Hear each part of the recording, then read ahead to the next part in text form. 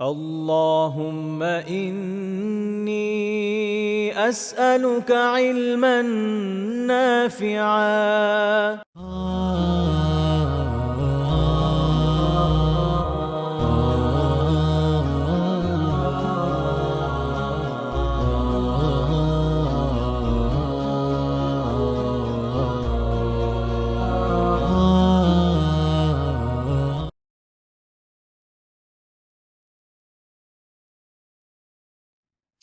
السلام عليكم ورحمة الله وبركاته.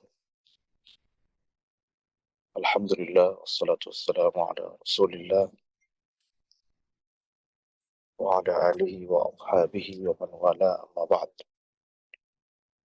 আল্লাহ সুবহানাহু ওয়া তাআলার শুকরিয়া আদায় করছি যে রব্বুল আলামিন আমাদের সাপ্তাহিক দার্সে উপস্থিত হওয়ার তৌফিক দিয়েছেন। আলহামদুলিল্লাহ।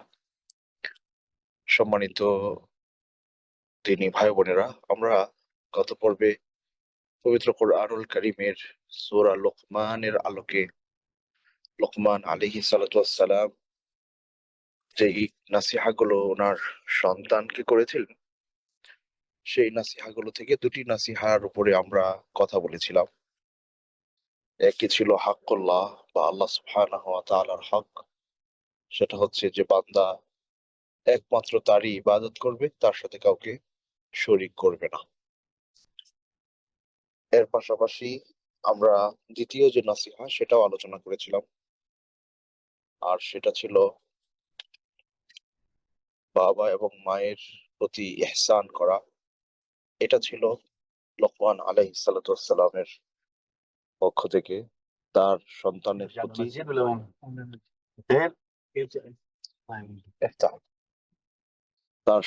প্রতি দ্বিতীয় নাসিহা।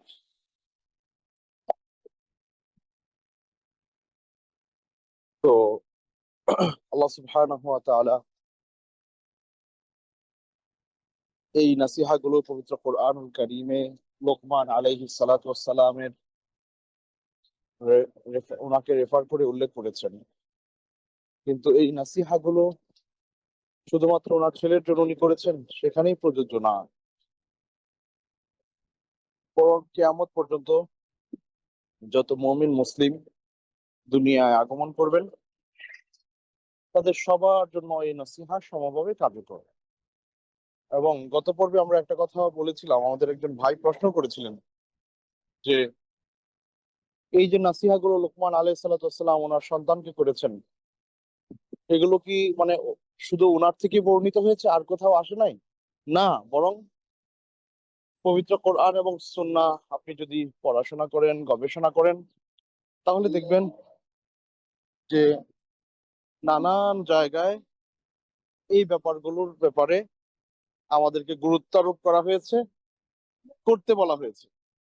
আর সেগুলোরই বলা যায় যে একটা সার নির্যাস আল্লাহ সুবহানাহু ওয়া তাআলা সূরা লোকমানে সুন্দরভাবে উপস্থাপন করেছেন।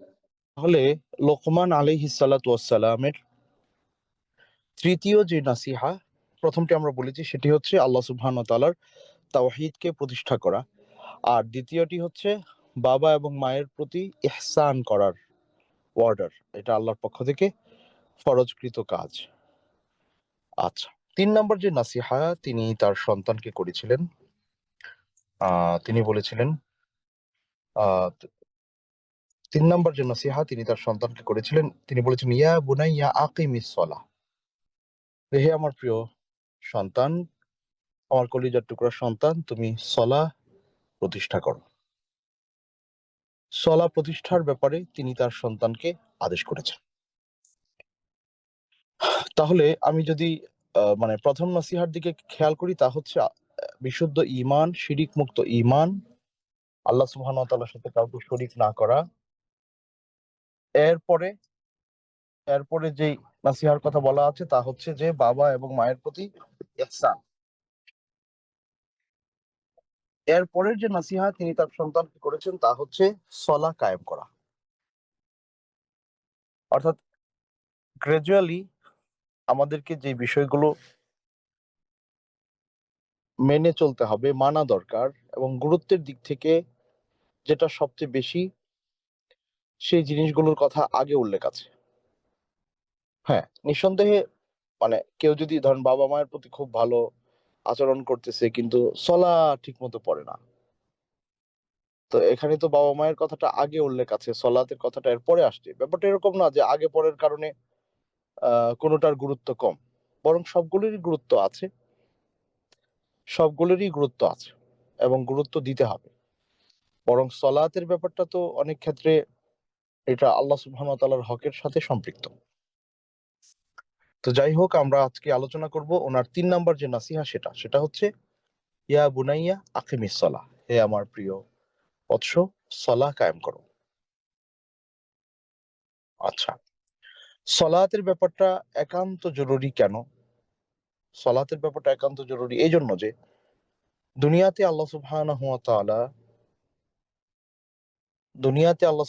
ওয়া তাআলা বান্দার জন্য এমন একটা ব্যবস্থাপনা রেখেছেন যেটার মাধ্যমে সে তার রবের সান্নিধ্য খুঁজে পায়, সেটা হচ্ছে সলাহ। হাদিসে আসছে আল্লাহ রাসূল সাল্লাল্লাহু আলাইহি ওয়াসাল্লাম বলেছেন, ইযা কামা আহাদুকুম ফিস সালাতি ফাইন্নাহু ইউনাজি রাব্বাহু। তোমাদের কেউ যখন সলাতে দাঁড়ায় সে কি করে? তার রবের সাথে মুনাজাত করে। মুনাজাত মানে মানে আস্তে আস্তে চুপে চুপে কথা বলা। হাদিসে আল্লাহ রাসূল সাল্লাল্লাহু আলাইহি ওয়াসাল্লাম আরেক হাদিসে বলেছেন যে আনতা আবুদাল্লাহা কাআন্নাকা তারাহ ফাইন লাম তাকুন তারাহ ফাইন্নাহু ইয়ারাক। যে তুমি এমন ভাবে আল্লাহ সুবহানাহু ওয়া তাআলার ইবাদত করবে, আনতা আবুদাল্লাহ কাআন্নাকা তারাহ, মনে হবে যে তুমি তাকে দেখতেছো। তুমি ইবাদতটা ঠিক এইভাবে করবা। তাহলে একদিক থেকে আপনার ইবাদাতে আপনি আল্লাহকে মনে হচ্ছে দেখে দেখে ইবাদত করছেন। আবার বলা হয়েছে যে বান্দা যখন সলাতে দাঁড়ায় সে তার রবের সাথে কি করে? চুপে চুপে কথা বলতে থাকে।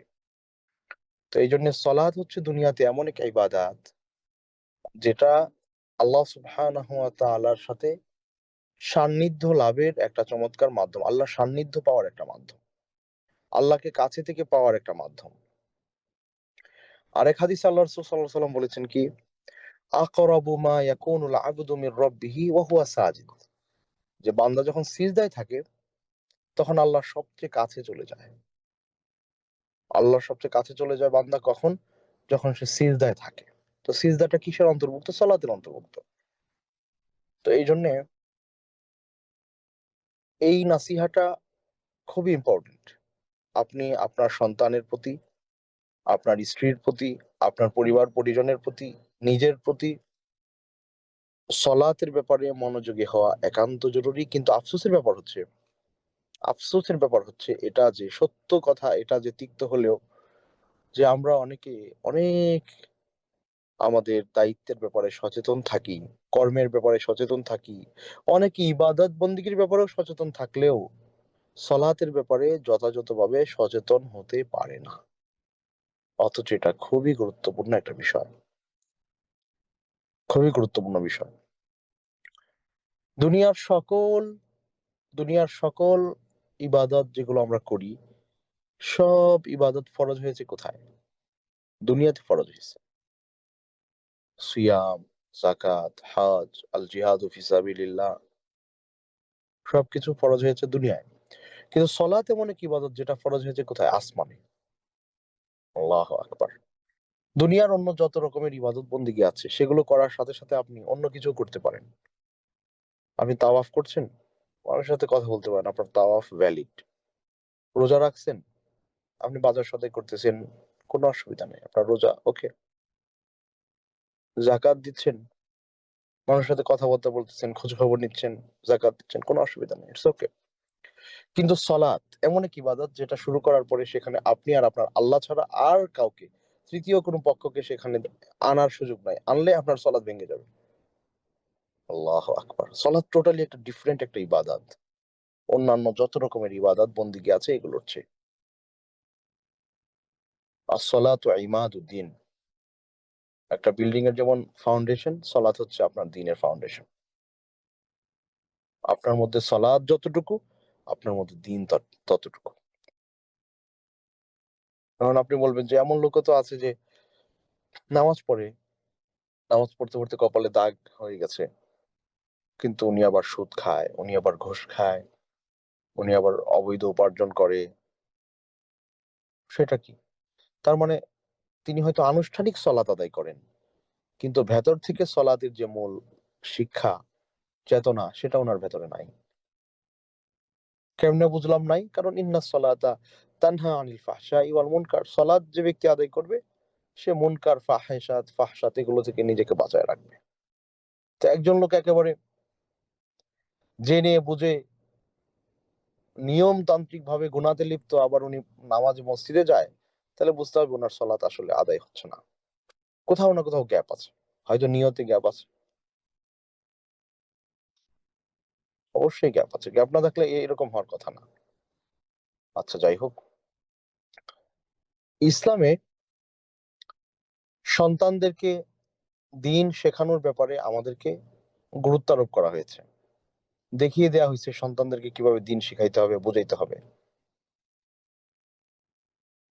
তবে দিনের ব্যাপারে আমরা রেসপন্সিবল কখন থেকে? যখন আমরা মুকাল্লাফ হই, অর্থাৎ আমাদের উপরে শরিয়া কার্যকর হবে কখন? যখন আমরা বালেগ হব।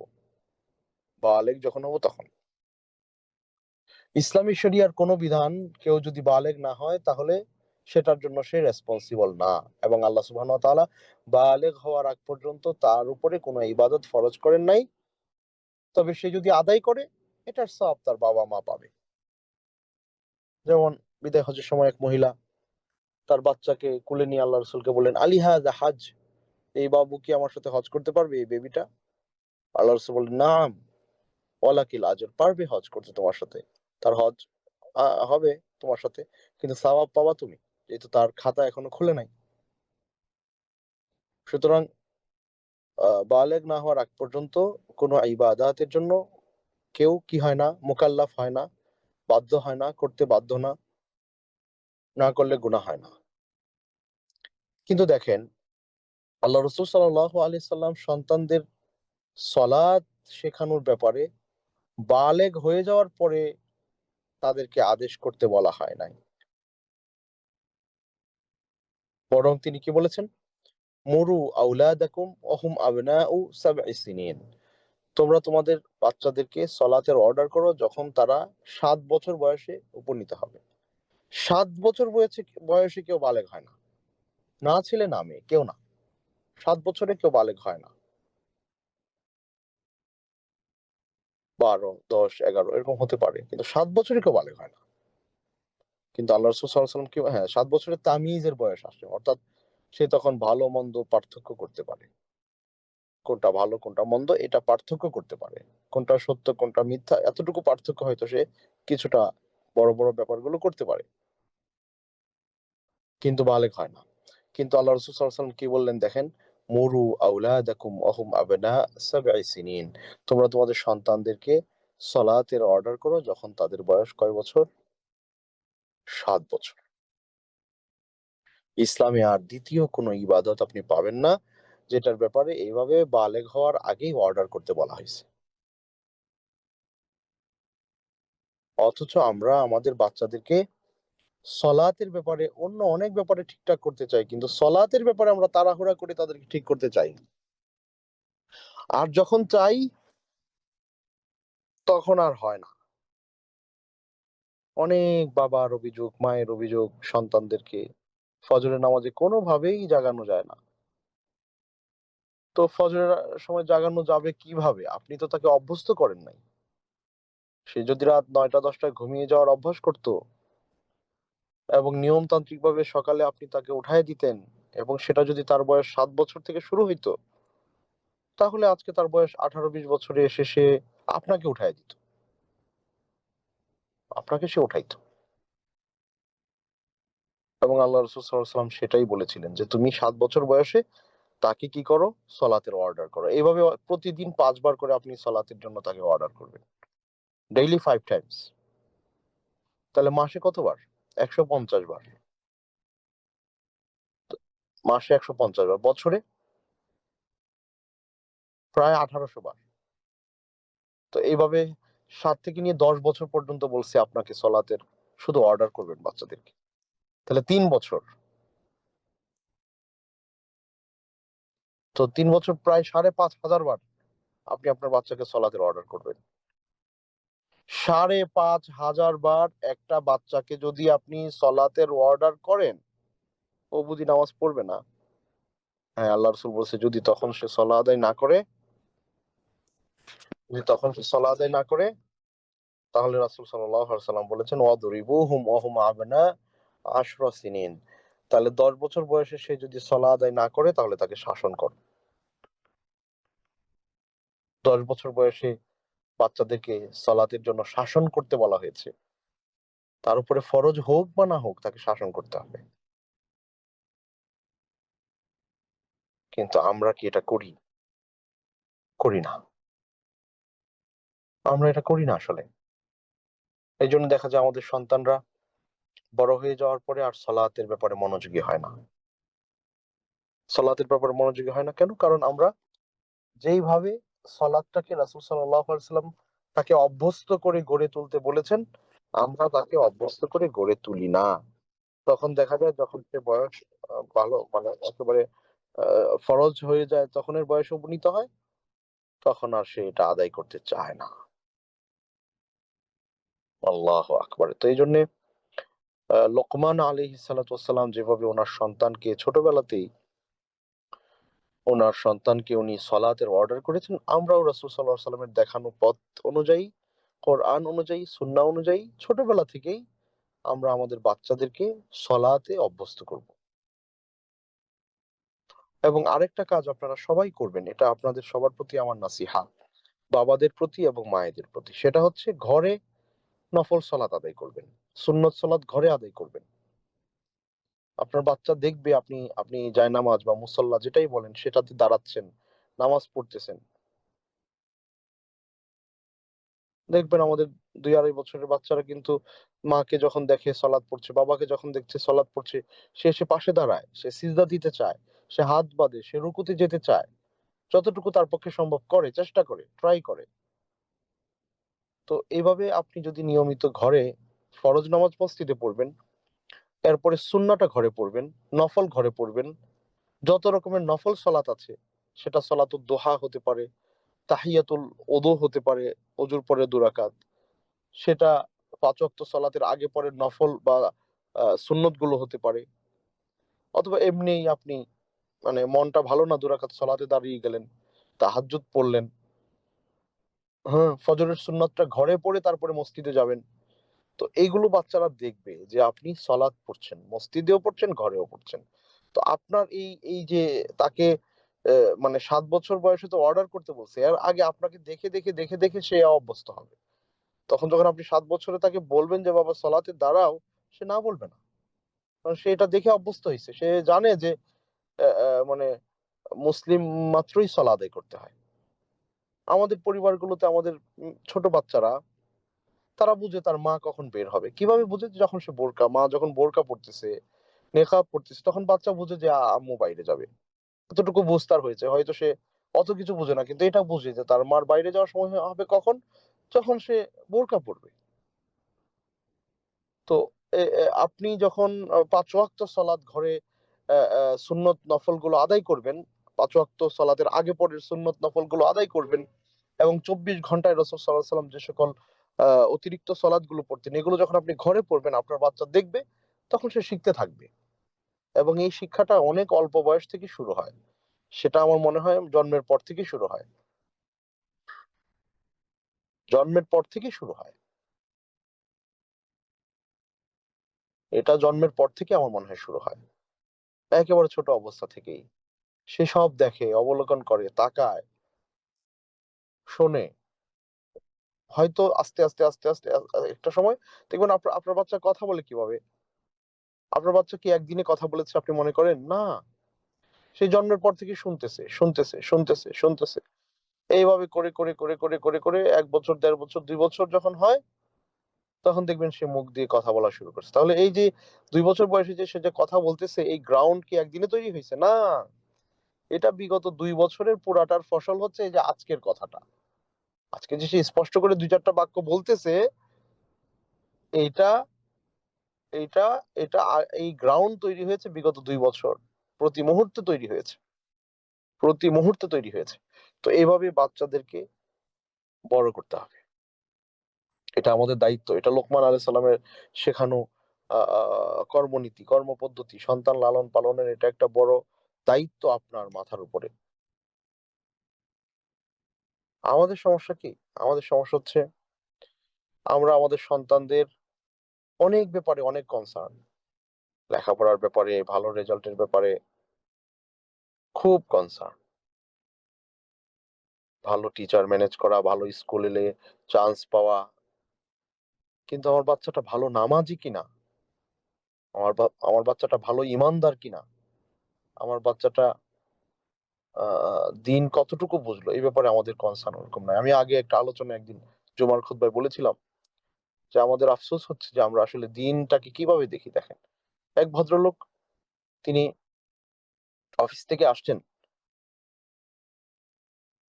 কাজ কাম করে পরিশ্রম করে বাসায় ফিরলেন। বাসায় ফেরার পরে ওয়াইফ দরজা খুলে দিল, ঘরে ঢুকলেন, খাওয়া দাওয়া করবেন, খুব টায়ার্ড হয়ে আসছেন, অনেক ক্ষুধার্ত। 3টায় বাসায় ফেরার কথা, উনি ফিরেছেন 5টায়, অনেক টায়ার্ড, জ্যাম ছিল রাস্তায়। ঘরে এসে শুনলেন ওনার ওয়াইফ আজকে রান্না করে নাই। তো এটা শোনার পরে ওনার মেজাজ কেমন গরম হয়? অনেক গরম হওয়ার কথা, অনেক গরম হওয়ার কথা, এটা বাস্তব। কিন্তু দেখেন, এই সেম মানুষটাই আমি বা আপনি, আমি ধরেন অফিস থেকে ফিরলাম 3টা 4টা বাজে, খুব ক্ষুধার্ত, এসে দেখলাম আমার ফ্যামিলির, আমার ওয়াইফ, সে সব কিছু সুন্দর করে রান্না বান্না করে একবারে খাবার দাবার রেডি করে রেখে দিছে। সে বললো ফ্রেশ হয়ে খেয়ে নাও। আমি ফ্রেশ হয়ে খাইলাম, খুব ভালো লাগছে। আমি জিজ্ঞেস করলাম যে তুমি কি আজকে জোহর পড়তে পারছো? আসরের সময় তো হয়ে গেছে। সে বললো যে রান্না বান্নার ঝামেলার কারণে আমি কি জোহর পড়তে পারি নাই। তখন আমি ওই আগের দিন রান্না না হওয়ার জন্য যেরকম মেজাজ গরম হয়েছিল, আমার শরীরের মধ্যে যতটা মানে কষ্ট অনুভব হয়েছিল, অন্তরে ভেতরে রাগ শরীরে যত জমছিল, আজকে আজকে খাওয়া দাওয়া করে যখন আমি শুনলাম সে নামাজ পড়ে নাই, ওরকম মেজাজটা গরম হয় না, ওরকম শরীরে মানে রাগ আসে না, আসে না। এটা বাস্তব। এটা এটা আমাদের মানবীয় দুর্বলতা। আমি বলছি না যে স্ত্রীর সাথে রাগারাগি করবেন আপনারা, সেটা আমি বলছি না। কষ্ট লাগার জায়গাটার কথা বলতেছি, যে রান্না বান্না যদি না করে, তাহলে যেমন কষ্টটা লাগে যে আমার অধিকার আমি পাই নাই, তো কষ্ট করে বাসায় ফিরছি, খাবার রেডি না, কি করো তোমরা সারাদিন বাসায়, এটা যেমন কষ্টটা এত শক্তভাবে ভেতরে লাগে, কিন্তু সলাৎ পড়ে নাই আমার স্ত্রী, সলাৎ পড়ে নাই আমার ছেলে, সলাৎ পড়ে না আমার বোন, আমার ভাই, আমার সন্তানেরা, এটা আমাকে ওইভাবে কষ্ট দেয় না। এটা আমার মনে হয় পরিবর্তন করা জরুরি। আমাদের সবার এই জায়গায় ত্রুটি বিচ্যুতি আছে, একেবারে সবার। হুজুর বলেন আর যাই বলেন না কেন, সকল মানুষদেরই এই সলাতের জায়গায় ত্রুটি কম বা বেশি আছে। যাদের নাই তারা আসলে ভালো মানুষ, যাদের নাই তারা আসলে ভালো মানুষ। এখন আমরা আমাদের নিজেদের হিসেব নিজেরা করতে পারি, বেশি দূরে যাওয়ার তো দরকার নাই। আপনার জীবনে আপনার সলাতের অংশ যতটুকু, আপনার জীবনে আপনার সলাতের অবদান যতটুকু, আপনার জীবনে আপনি যতটুকু সলাতকে সময় দিলেন, বস্তুত আপনি দিন ততটুকু বুঝতে পারলেন, দিন ততটুকু মানতে পারলেন। এই সলাৎ শুধুমাত্র ফরজ সলাৎ না, এই সলাৎ শুধুমাত্র ফরজ সলাৎ না, এই সলাৎ সকল রকমের ফরজের পাশাপাশি সুন্নাহ, নফল, আরো যা কিছু আছে সবকিছু অন্তর্ভুক্ত। আল্লাহ সুবহানাহু ওয়া তাআলা আমাদের সবাইকে আমাদের সলাৎগুলোকে সুন্দর করার তৌফিক দান করুন, আল্লাহুম্মা আমিন। এবং দেখেন, আমি অনেক আগে একবার আপনার মক্কায় গাড়ি ড্রাইভ করছিলাম, হঠাৎ করে আমার চোখের সামনে সামনের গাড়িতে একটা লেখা চোখে পড়লো, গাড়ির পেছনে লেখা। তো আমাদের বাংলাদেশে গাড়ির পেছনে নসিহত লেখা থাকে না, কি বলে, নীতিবাক্য। সৌদি আরবেও মাঝে মাঝে এরকম দেখি। তো ওখানে একটা সুন্দর কথা লেখা, এক ঝলকে আমি যদ্দূর পড়তে পারছি আর কি, যে ইদা শাআরতা আন্নাকা লান তাঈশা জাইয়িদান ফা'লাম আন্নাকা লান তুসাল্লি জাইয়িদান, এই ধরনের একটা কথা। তুমি যদি অনুভব করো যে তুমি সুন্দর জীবন যাপন করতে পারছো না, স্বাচ্ছন্দ্যের জীবন যাপনে নাই, তুমি প্রশান্তির সাথে জীবন যাপন করতেছো না, তোমার অনেক রকমের অশান্তি, তোমার অনেক রকমের ডিপ্রেশন, অনেক রকমের মানে ঝামেলায় তুমি আটকে আছো, পেরেশান, তোমার জীবনের ঝামেলা শেষ হয় না, তুমি যদি মনে করো অশান্তিতে আছো, তাহলে জেনে রাখো যে তুমি সলাৎ যথাযথ আদায় করছো না। এখন যদি আপনি দেখেন যে সলাৎ আদায় করার পরেও আপনার অশান্তি আছে, তাহলে বুঝতে হবে যে সলাৎ আরো বাড়ায় দিতে হবে, সলাৎকে আরো বেশি সময় দিতে হবে, সলাতে আরো মনোনিবেশ করতে হবে। কারণ এই সলাৎ আপনার এই ব্যথা বেদনা, আপনার এই ব্যথা বেদনা, এই সব কিছুকে এই সলাৎ ধুয়ে মুছে একেবারে শোষণ করে ফেলবে, আপনাকে প্রশান্তি দান করবে। কারণ রাসূল সাল্লাল্লাহু আলাইহি ওয়াসাল্লাম, ওনার জীবনের দিকে যদি আমরা তাকাই, তাহলে আমরা দেখি আল্লাহ রাসূল সাল্লাল্লাহু আলাইহি ওয়াসাল্লাম সালাতের ব্যাপারে খুব সিরিয়াস ছিলেন, এবং তিনি বলতেন, আরিহনা বিহা ইয়া বিলাল, যে হে বিলাল, তুমি আজান দাও, আমি সালাত আদায় করে আমি অন্তরে প্রশান্তি পাইতে চাই। ইযা হাযাবাহু আমরুন সাল্লা, যখন উনি কোনো ধরনের ঝামেলায় পড়তেন, সাথে সাথে সালাতে দাঁড়িয়ে যেতেন। অর্থাৎ আল্লাহ সুবহানাহু ওয়া তাআলার সান্নিধ্য লাভের চমৎকার একটা মাধ্যম হচ্ছে সালাত। আমাদের সমাজে একটা কথা প্রচলিত আছে, যদিও এটা হাদিস না, সেটা কি, আস-সালাতু মি'রাজুল মুমিনিন, সালাত হচ্ছে মুমিনের মেরাজ। এই কথাটা হাদিস না, কিন্তু কথার ভাবটা কিন্তু সঠিক। কথার ভাবটা কি সঠিক। এটা হাদিস না, এটা বিশুদ্ধ কোনো হাদিসের কথা না, এটা সমাজে প্রচলিত একটা বাক্য। যেমন হব্বুল ওয়াতনি মিনাল ঈমান, বলে না, দেশপ্রেম ঈমানের অংশ, অঙ্গ। হাদিস বলে, বাট এটা হাদিস না। কিন্তু দেশকে ভালোবাসা তো অবশ্যই মানে ভালো জিনিস। তো যাই হোক, তো আসসালাতু মি'রাজুল মুমিনিন এই কথাটা যদিও হাদিস না, কিন্তু এটার ভাবার্থটা, এটার অন্তর্নিহিত কথাটার সাথে ইসলামের মিল আছে। তো এই জন্য আপনি যদি দুনিয়ার জীবনে সান্নিধ্য চান, আল্লাহর জান্নাতি আবেশ চান, তাহলে আপনি সলাতে অনেক বেশি মনোনিবেশ করতে হবে, সলাতকে অনেক বেশি সময় দিতে হবে। একটু চিন্তা করে দেখেন তো, আপনি লাস্ট কবে তাহাজ্জুদ পড়ছেন? কতদিন আগে? একটু চিন্তা করে দেখেন, লাস্ট কবে আপনি মানে সলাতে দাঁড়িয়ে 5 মিনিট কোরআন তেলাওয়াত করছেন এক রাকাতে? একটু চিন্তা করে দেখেন। আপনি বলবেন যে হুজুর, আমি তো 5 মিনিট কেমনে তেলাওয়াত করবো, এত বড় আয়াত, এতগুলো পৃষ্ঠা তো আমার মুখস্থ না। অসুবিধা কি, আপনি সূরা ইখলাস 100 বার পড়েন, আপনাকে কে নিষেধ করবে? আপনি সূরা ইখলাস যদি 100 বার এক রাকাতে পড়েন, কোনো অসুবিধা নাই। সূরা ফাতিহার পরে 10 বার সূরা ইখলাস পড়লেন, বারবার বারবার বার পারেন না সূরা, ইটস ওকে, ফাইন, কোনো অসুবিধা নাই, ওইটা বারবার পড়েন। তাও আপনার কেরাতটাকে লম্বা করেন, কিয়ামটাকে লম্বা করেন। আল্লাহকে বুঝান যে আল্লাহ দেখো, তোমার সামনে আমি লম্বা সময় দাঁড়ায় থাকতে চাই, আমি তোমার সামনে লম্বা সময় দাঁড়ায় থাকতে পছন্দ করি, আল্লাহ দেখো, আমি কোরআন মুখস্থ জানি না, ইটস ওকে, আমি আমি 10 বার 20 বার করে সূরা ফাতিহার পরে আপনি যে সূরাগুলো পারেন এগুলো রিপিট করতে থাকেন, কোনো অসুবিধা নাই। আর যদি আপনি মুখস্থ জানেন, সেগুলো বেশি করে পড়েন। সালাতের ব্যাপারটা এত বেশি গুরুত্বপূর্ণ, বিশ্বাস করেন, আল্লাহু আকবার, আপনাদের আমি কিভাবে বলবো। একটা হাদিস পড়ার পরে আমি অবাক হই যে সুবহানাল্লাহ, সালাতের গুরুত্ব ইসলাম এমন ভাবে দিয়েছে, অথচ আমরা আমার জীবনে যদি যদি আমাকে জিজ্ঞেস করা হয় যে সবচেয়ে অবহেলিত ফরজ আমল কোনটা তোমার জীবনে, আমি খুঁজে পাই সালাত। সবচেয়ে বেশি ছুটে গেছে কি? রোজা কয়জনের ছোটে? যারা একটু ভালো প্র্যাকটিস করে দিন, অল্প মানুষের। কিন্তু ওই মানুষগুলোর দেখবেন সালাত ছুটে যায় নানান কারণে, ব্যস্ততা, এটা সেটা, নানান ভাবে জামাত ছুটে যায়, সালাত ছুটে যায়। আল্লাহ হেফাজত করুন। রাসূল সাল্লাল্লাহু আলাইহি সাল্লাম একটা হাদিসে বলেছেন, আউয়ালু মা ইউহাসাবু বিহিল আবদু ইয়াউমাল কিয়ামাতি সালাতুহু, কিয়ামতের দিন বান্দার আমলের হিসেব শুরু হবে সালাত দিয়ে। এরপরের অংশটা ভয়ঙ্কর। আল্লাহ রাসূল বলছেন, ফাইন সলুহাত সলুহা সাইরু আমালি, যদি তার সালাত শুদ্ধ হয়, তাহলে বাকি সকল আমল শুদ্ধ হবে। ওয়া ইন ফাসাদাত, আর যদি সালাতের হিসাব যথাযথ না দিতে পারে কেউ, ফাসাদাত সাইরু আমালিহি, তাহলে বাকি তার সকল আমল নষ্ট হইয়া যাবে। কল্পনা করেন তো ব্যাপারটা কেমন, যে আপনার সলাতের হিসেব দিতে পারলেন না, আপনি হাজী সাহেব, হাদিস বলতেছে যে আপনার হজ নষ্ট হয়ে যাবে, কাজ হবে না। আপনি রোজাদার, নাম বেনামাজি, হাদিস বলতেছে আপনার রোজা নষ্ট হয়ে যাবে। আপনি কোরবানি করতেছেন লাখ টাকা খরচ করে, নামাজ পড়েন না, হাদিস বলতেছে আপনার কোরবানির ফায়দা নেই। আমরা কি করব?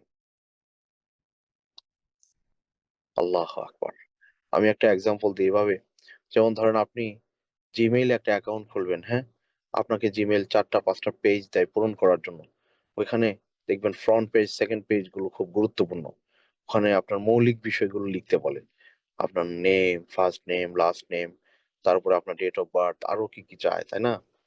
ওই ইনফরমেশন গুলো যদি কোথাও আপনি গ্যাপ রাখেন, না লেখেন, দেখবেন আপনার জন্য মানে নেক্সট পেজে প্রেস করলে ওপেন হয় না, একটা লাল দাগ থাকে। স্টার মার্ক গুলো আগে ফুলফিল করতে হয়, তাই না?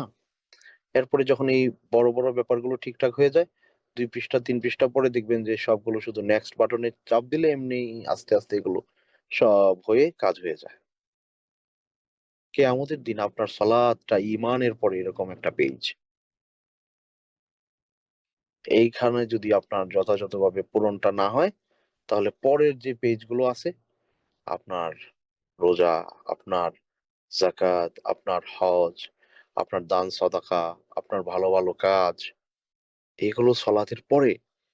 এখন সলাতের পৃষ্ঠা যদি ঠিকমতো আপনি টিক না হয়, টিক মার্ক না হইলে পরের নেক্সট পেজগুলোতে হাদিস তো বলতেছে আর যাবে না। হাদিস তো বলতেছে আপনি যদি নামাজ না পড়েন আপনার রোজার হিসেব পর্যন্ত যাবে না। আপনি যদি সলাত পালন না করেন আপনার হজের প্রতিদান পর্যন্ত যাবে না। এখন বুঝেন, এই জন্য সলাদটাকে যথাযথভাবে আদায় করতে হবে। তাহলে পরে দেখবেন আপনার অন্যান্য বাকি সকল কিছু ঠিকঠাক হতে বাধ্য। যদি ঠিকঠাক না হয় তাহলে বুঝবেন সলাৎ আরো ঠিক করতে হবে, আরো ঠিক করতে হবে, আরো ঠিক করতে হবে। যতক্ষণ পর্যন্ত, হ্যাঁ, মুমিন ব্যক্তি ভুল ত্রুটি করবে, ভুল হয়ে যাবে, ত্রুটি হয়ে যাবে, গুনাহ হয়ে যাবে, এটা এক জিনিস। আরেকটা হচ্ছে দায়েম ও কায়েম থাকা গুনার মধ্যে, হারামের মধ্যে দায়েম ও কায়েম থাকা। হারামের মধ্যে কি থাকা?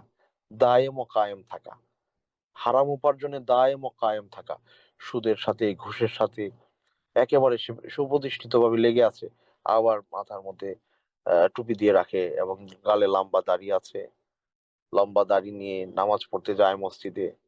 তাহলে বুঝতে হবে যে এই মানুষটার নামাজ আসলে আল্লাহর জন্য না, তার সলাৎ আসলে ঠিক হয় নাই। সলাৎ ঠিক হইলে ওইগুলো ঠিক হয়ে যেত। বুঝছেন? আমি আরেকটা কথা আপনাদেরকে বলি, আমাদের সমাজে মুসলিমদের একটা দল, তারা সলাতের ছোট ছোট মাসআলার ব্যাপারে খুব সরব।